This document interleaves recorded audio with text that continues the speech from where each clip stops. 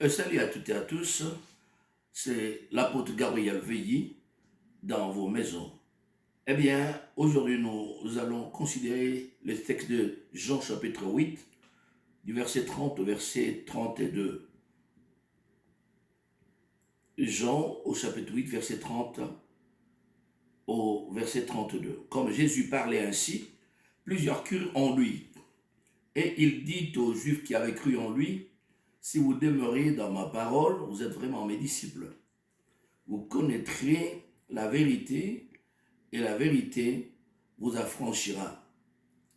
Amen. Eh bien, nous allons faire une méditation autour de ces trois versets.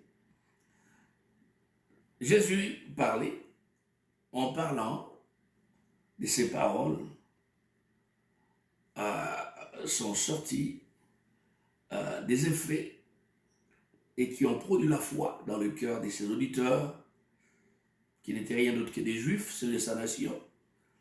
La Bible dit, plusieurs crurent en lui. Et il dit aux Juifs qui avaient cru. Donc, les croyants en Christ et Jésus sont ceux à qui Jésus s'adresse maintenant. C'était des Juifs qui ne croyaient pas. Après l'avoir entendu, ils ont cru. Et à ceux-là qui ont cru, il dit ceci. Si vous demeurez dans ma parole, vous êtes vraiment mes disciples. Suivez avec attention. Il s'adresse aux croyants. Si vous demeurez dans ma parole, vous êtes vraiment mes disciples. Eh bien, comprenez par là que tout croyant, toute personne qui a cru, n'est pas forcément disciple. Il présente ici un critère important pour être disciple. Pour être disciple, il ne suffit pas de croire. Au-delà de la foi qu'on a en sa personne, on doit demeurer dans sa parole. Il n'est pas dit qu'on doit lire sa parole, il n'est pas dit qu'on doit aller à l'église, il n'y a pas de mal à aller à l'église, il n'y a pas de mal à assister à des retraites de prière, non pas du tout. Il n'est pas dit qu'on doit jeûner beaucoup, non pas du tout. Il dit, vous êtes vraiment mes disciples si vous demeurez dans ma parole. Donc la parole occupe une place très importante dans la vie du disciple du Christ. Le disciple du Seigneur fait de sa parole sa demeure. Une demeure n'est pas un lieu où l'on vient occasionnellement, non pas du tout. Et c'est son adresse, c'est sa résidence. C'est là où on vous rencontre. C'est là où on mange, c'est là où on se repose. C'est pas un resto où on y va par hasard.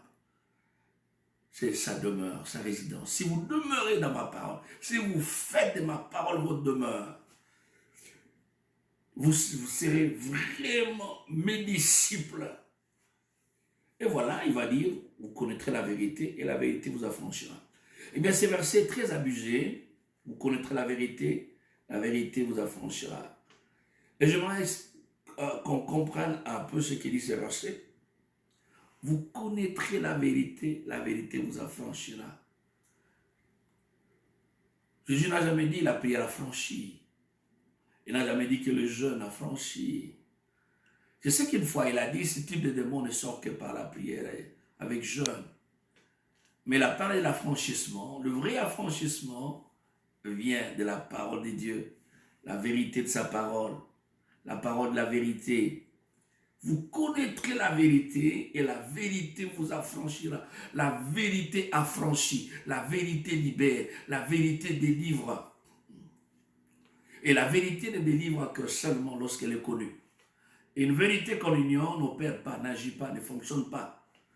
Elle devient opérationnelle dès l'instant où on la connaît. Et quand on la connaît, à ce moment, elle commence à agir. Mais en parlant de connaître la vérité, Jésus ne parle pas d'une connaissance intellectuelle cérébrale, il parle de la connaissance du cœur. Vous connaîtrez la vérité par ces versets, par ces mots, Jésus veut dire, vous serez intime avec la vérité. Il n'y a que la vérité avec laquelle vous êtes intime qui affranchit. Genèse 4, verset 1 dit, Adam connut Ève, sa femme, et elle enfanta. Adam connut Ève, sa femme, elle enfanta. Caïn. Adam connut Ève, elle enfanta. Adam eut une intimité avec sa femme. Et de cette intimité est sorti un fils. Et l'intimité que le croyant, le disciple a avec la vérité, cette intimité produit, engendre quoi? La délivrance. Si vous devenez intime avec la vérité de la prospérité, cela va vous affranchir de la pauvreté. Si vous devenez intime avec la vérité de la guérison, vous serez affranchi de maladies. Si vous devenez intime avec la vérité de la libération, vous serez affranchi des démons des esprits impurs. Mais vous devez demeurer dans la parole. C'est de cette manière qu'on devient intime avec la vérité. C'est de cette manière qu'on connaît la vérité.